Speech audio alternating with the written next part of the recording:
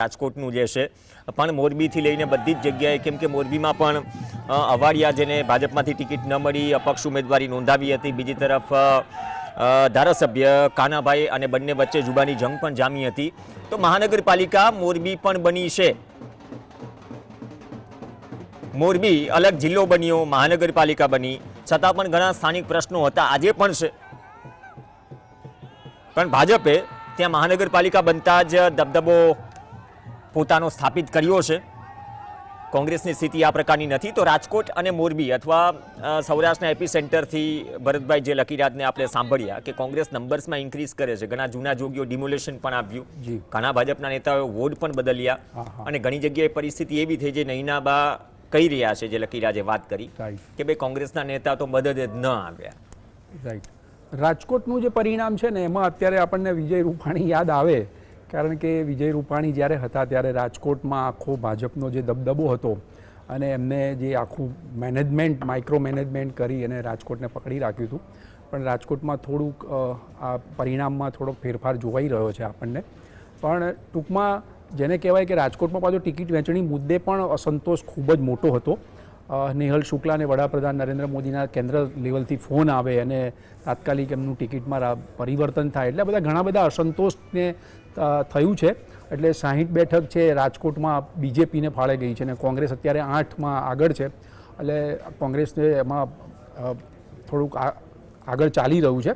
પણ સામાન્ય રીતે જોઈએ તો રાજકોટમાં ક્લીન સ્વીપ હોય છે રાજકોટમાં કોંગ્રેસનો, પણ આ વખતે કોંગ્રેસે થોડી બાજી પણ મારી છે. એની અંદર ઘણા બધા મુદ્દા હોઈ શકે એની પાછળ. પેલો ડિમોલેશનનો મુદ્દો પણ એમાં ચગ્યો છે અને ટિકિટ વહેંચણીના મુદ્દે પણ થોડું અસંતોષ પણ એમાં જોવા મળી રહ્યો છે.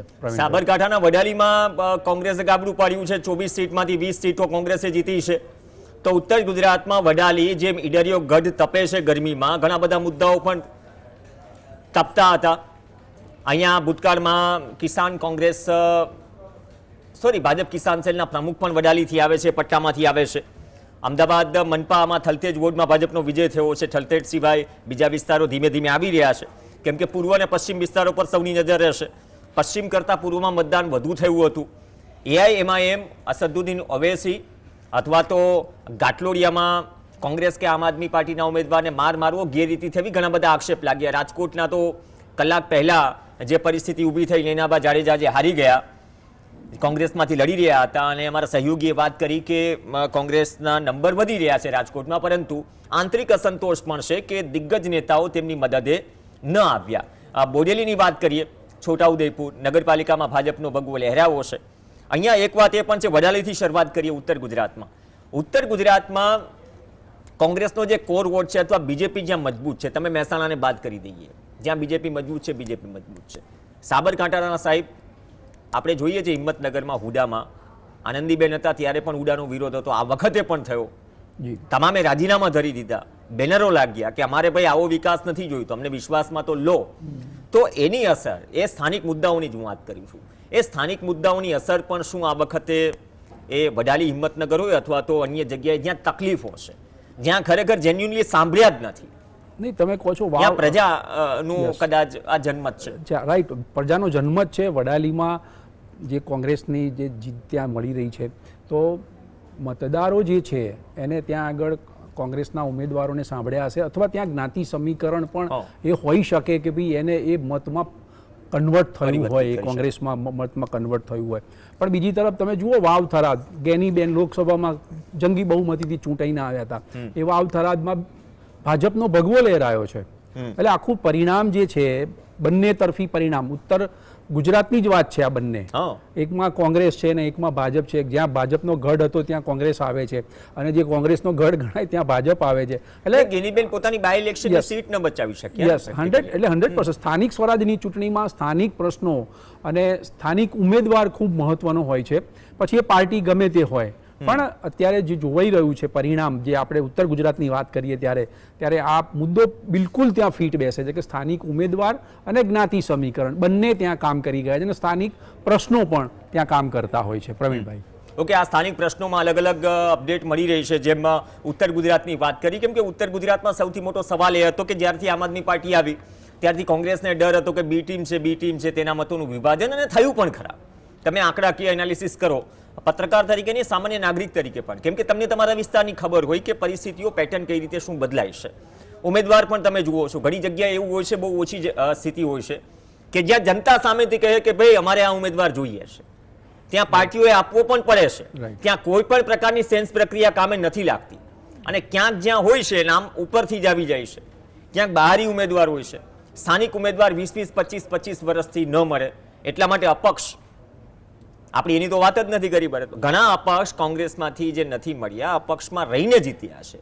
બીજેપીમાં પણ એ પ્રકારની પરિસ્થિતિ છે. મધુ શ્રીવાસ્તવ, અને આપણે આ બરોડાની વાત કરીએ, જે આપણે અમીરાવતની જે હારના સમાચાર જોયા, મધુ શ્રીવાસ્તવના પરિવારજનો પણ હતા ચૂંટણી મેદાનમાં, ત્યાંથી અપક્ષ પણ જીત્યા હતા, પણ મૂળ હતા બીજેપીના. તો એ મધ્ય ગુજરાતમાં અને લોકસભામાં જે પરિસ્થિતિ હતી કે પહેલી વખત ગુજરાતના ઇતિહાસમાં થયું કે સાબરકાંઠા અને બરોડામાં ટિકિટ બદલવી પડી. અને પાર્ટીને અંદાજો આવી ગયો કે આમાં સાંભળવું પડશે અથવા આમાં નિરાકરણ લાવવું પડશે, અને ધ્યાન પણ આપ્યું. જી પ્રવીણભાઈ, તમારી વાત બિલકુલ સાચી છે, પણ તમે જે પહેલી વાત કરી કે બી ટીમ, જે આમ આદમી પાર્ટી કહી રહી છે કે કોંગ્રેસ છે એ બી ટીમ છે, તો આમ આદમી પાર્ટીના કેટલા બધા કાર્યકરો હોય કે એ ધારાસભ્ય હોય, બધા ભાજપમાં તો જોડાયા જ છે ને. ભાજપમાં તો જોડાય. હમણાં જ તમે જુઓ, સાંસદો 7 સાંસદો આમ આદમી પાર્ટીના ભાજપમાં જોડાયા છે. તો તમે બી ટીમ કઈ રીતે કહી શકો છો? કયા ગણિતથી તમે આ બધી આવા આક્ષેપો કરી રહ્યા છો? તમારા પણ ઉમેદવારો તમે બચાવી નથી શક્યા આમ આદમી પાર્ટીએ. અને આમ આદમી પાર્ટીએ ભલે આ વખતે સ્થાનિક સ્વરાજની ચૂંટણીમાં થોડુંક કાઠું કાઢ્યું છે અને એમના ઉમેદવારો જીત્યા છે. વિસાવદરમાં ગોપાલભાઈએ પણ ખૂબ સારી મહેનત કરીને જીત્યા છે, પણ કહેવાનો અર્થ મારો એવો છે કે સત્તાધારી પક્ષમાં કોંગ્રેસના ઉમેદવાર જાય છે, અત્યાર સુધીનો ઇતિહાસ હતો. હવે નવો ઇતિહાસ રચાઈ રહ્યો છે કે આમ આદમી પાર્ટીમાં નાનો મોટો અસંતોષ થયો હોય તો એ બધા રાજીનામું આપીને ભાજપમાં જોડાઈ રહ્યા છે. એમાં રાજુ કરપડાનો આપણો ગુજરાતનો તાજેતરનો હમણાંનો જ દાખલો છે કે એ જેને કહેવાય કે એ ભાજપમાં જોડાઈ ગયા રાતોરાત. એટલે આ બધા જે સિક્વન્સ છે, પોલિટિકલી સિક્વન્સ છે, એટલે બી ટીમ ને સી ટીમ ને એ બધું કહેવાનું હોય છે, આક્ષેપબાજીનો સવાલ હોય છે, પ્રચારનો સવાલ હોય છે, પણ આ મુદ્દો પ્રજાને કન્ફ્યુઝ કરી દો. કન્ફ્યુઝ કરવાની વાત છે. અલ્ટિમેટલી ગોલ એવો છે કે સત્તા ને પાવર હોય છે, એ સમય પ્રમાણે સરકી જવાય રાજનીતિમાં જો ટકી રહેવું હોય. હા, યસ, પક્ષ કોઈ પણ 100% એ જ રીત છે. અને કદાચ એ જ પ્રકારની સ્થિતિ 27 સુધી આપણને જોવા મળશે. 100%. 27 પહેલા તો મને એવું લાગે છે કે આમ આદમી પાર્ટીમાંથી ઘણા બધા સોશિયલ મીડિયામાં તમે જુઓ ને લોકોની શું ક્રિએટિવિટી છે, ક્યાંથી ક્યાં લોકો કેજરીવાલને ભાજપમાં લઈ આવ્યા એવા બધા મીમ્સ બધા ફરતા થઈ ગયા છે સોશિયલ મીડિયામાં. એમાં તો મનીષ સિસોદિયા અને બધાને, આમાં ઈસુદાન ગઢવીને ભાજપમાં લઈ આવ્યા એવા બધા મીમ્સ બધા બહુ ફરતા થઈ ગયા છે. જી પ્રવીણભાઈ, તો આ બેરોમીટર હોય છે. આપણે ઘણી વખત વાત કરીએ છીએ કે પ્રજા જોતી હોય છે, પ્રજા મીડિયાને પણ સવાલ કરે છે, બટ ઓબ્વિયસ કરવો પણ રાઈટ જ્યાં લાગે. પણ નિષ્પક્ષ રહીને અત્યારની પરિસ્થિતિમાં અથવા તો જે દેખાય છે એ બોલવું અથવા આંકલન કરવું, આમાં શું માઠું ન લગાડવું જોઈએ. હા, મર્યાદા ન ચૂકવી જોઈએ. નેતાઓ આજકાલ ચૂકી રહ્યા છે. હા, ભાષામાં સ્તરમાં જે કંઈ પણ રાજકોટમાં થયું, જે કંઈ પણ સુરતમાં થયું, ભરતભાઈ, એ હવે પારો શું 27 પહેલા વધુ ઊંચો જશે? એ એક બહુ ચિંતાનો વિષય છે. આ દરેક પક્ષોએ એ પણ વિચારવું જોઈએ. રાઈટ. કેટલીસ્ટ એ હોડમાં ન લાગે કે ભાઈ તમે ખરાબ છો તો અમે તમારાથી વધારે ખરાબ બની શકીએ છીએ, અમે સક્ષમ છીએ, કે એમાં કોઈ સુધારો આવશે અથવા તો જેસે થે. જો સ્થાનિક સ્વરાજની ચૂંટણી જે છે ગુજરાતમાં, એ આમ તો 2027નું ટ્રેલર બધા કહી રહ્યા છે કે ભાઈ સ્થાનિક સ્વરાજની ચૂંટણીમાં ભાજપનો જો વિજય થશે તો 27માં ગુજરાતમાં રેકોર્ડ બ્રેક બેઠકો, વધુ બેઠકો મળશે. પણ સમય સંજોગો બધા બદલાતા હોય છે પરિસ્થિતિ પ્રમાણે.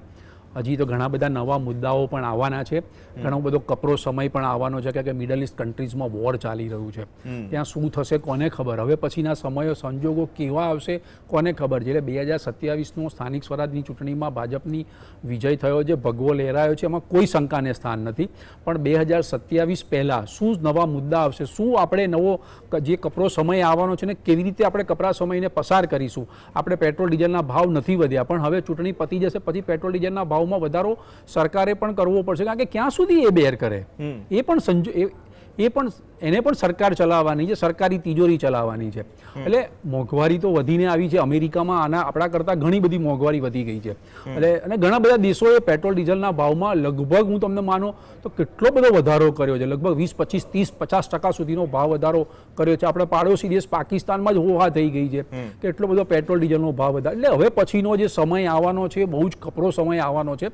એટલે 2027ની ચૂંટણી પહેલાં ઘણા બધા સંજોગો આસ્પેક્ટ્સો બદલાવાના છે. એટલે આપણે એને આ ટ્રેલર કેવી રીતે કહેવું, મને એ સવાલ થાય છે પ્રવીણભાઈ. જી, હું દર વખતે એક બહુ મેં કીધું ને સ્ટીરિયોટાઇપ સવાલ, વિપક્ષ માટે શીખ આશીખ શબ્દ જ ભૂલી જવું. જી, અહીંયા કદાચ શીખ કરતાં આપણે મર્યાદાઓ જાણીએ છીએ. મર્યાદાઓ જાણીએ છીએ સેનાપતિથી લઈને નીચે જે કેડર જે છે, Right. માળખું જે છે, સંગઠન જે છે. હું એટલા માટે વાત કરું છું કે હેલ્ધી સ્ટેટ એક ચૂંટણીઓ કોઈ પણ હોય, આમાં તો સમય પ્રમાણે નથિંગ ઇઝ પરમેનન્ટ, બધું ચાલ્યા કરે. ચાલ્યા કરે. પણ જે સ્થિતિ આપણે જોઈ રહ્યા છીએ એ શહેરોમાં હોય કે પછી ગામડાઓમાં હોય, કેમ કે આ હું મોરબીમાં જે ઝૂલતો બ્રિજની દુર્ઘટના થઈ હતી એના 15 દિવસ પહેલાં પણ લોકસભાના રિપોર્ટિંગ માટે ગયો હતો અને જે પરિસ્થિતિઓ હતી સૌની સામે છે. એ પછી પણ ગયો, હવે મહાનગરપાલિકા બની ગઈ. સંભવત જે નાના સેન્ટરને ડેવલપ કરીને મોટાની આજની જે વિકાસની વ્યાખ્યા છે એમાં જે પ્રજાને ઘણી જગ્યાએ ટેકન ફોર ગ્રાન્ટેડ લેવાય છે, ઘણી વખત એ બહુમતીમાં નથી હોતો.